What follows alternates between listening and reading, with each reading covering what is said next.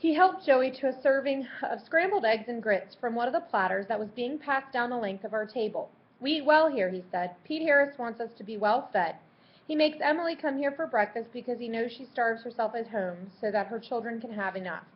She isn't supposed to have meals here. People living outside the grounds are paid something extra so they can feed themselves.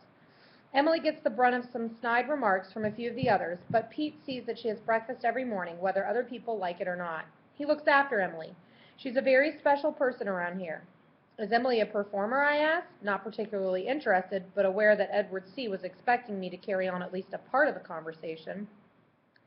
He was greatly amused at the question. "Emily is the most popular performer in the carnival," he told us. "In fact, it's Emily who is holding this show together. She wasn't trained for this sort of life. She has just mapped out an act through her own ingenuity, and it's a good one. You'll see. You'll meet her before long."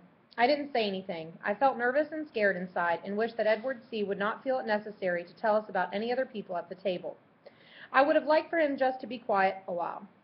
He wasn't, though. He wanted to tell us that one of the men at the end of the table was a former bank teller and was now in charge of a shooting gallery, happy to get the job when the banks closed. A younger-looking woman beside him had been a high school teacher, but had lost her job when it had been discovered that she was married. One job to a family had been the rule for school teachers, so now she was operating a roulette wheel. Edward C. didn't know what her husband was doing, probably nothing, since he had been a car salesman when times were such that cars could be sold. The wild man from Borneo, who was carrying on what appeared to be a civilized conversation with his neighbor, was, according to Edward C., a Cajun from the Bayou country, who had never been out of the state of Louisiana. "We're a motley crew, we carnies," Edward C. said, and then interrupted himself with a happy shout. "There she is! There's Emily!"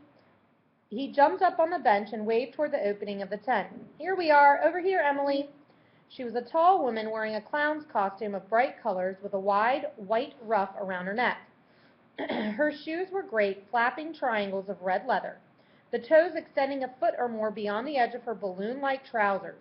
She came straight to the place where we sat and shook hands, first with Joey and then with me. "Pete asked me to find you and say hello. I knew, though, that you were in good hands as long as you were with Edward C." She seemed to me to be the most beautiful woman I had ever seen. I couldn't have described her at first. Her hair, her eyes and mouth and smooth white skin all combined to give an impression of beauty, just as color and light and shadow and texture combine to make a picture beautiful long before the details are apparent.